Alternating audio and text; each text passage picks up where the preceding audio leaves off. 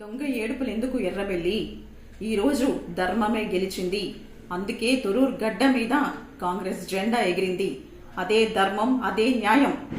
నువ్వు నీ కౌన్సిలర్లతో శివాలయంలో ప్రమాణాలు చేయించావు, కానీ ఆ పర్వతాల శివుడు ధర్మం వైపు నిలిచాడు, జాన్సక్క వైపు నిలిచాడు, యశస్వినక్క వైపు నిలిచాడు. అందుకే ఈరోజు తొరూర్ గడ్డ మీద కాంగ్రెస్ జెండా రెపరెపలాడింది.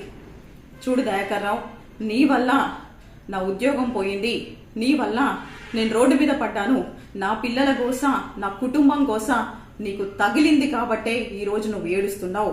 నీ కుట్రలు, నీ కుతంత్రాలు, నీ మోసాలను ఇక నుంచి అడుగున జాన్సక్క తోడుతో, యశస్వినక్క తోడుతో ఖచ్చితంగా ఎండగడుతా.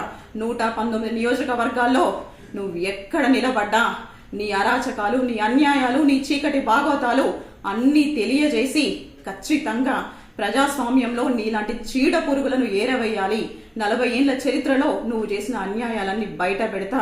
ఖచ్చితంగా చెప్తున్న దయాకర్ రావు, నీ వల్ల మోసపోయిన ఆడబిడ్డను సజీవ సాక్ష్యాన్ని, నేను నిలువెత్తు సాక్ష్యాన్ని. నీ కుట్రలకు నా జీవితం తలకిందులైంది.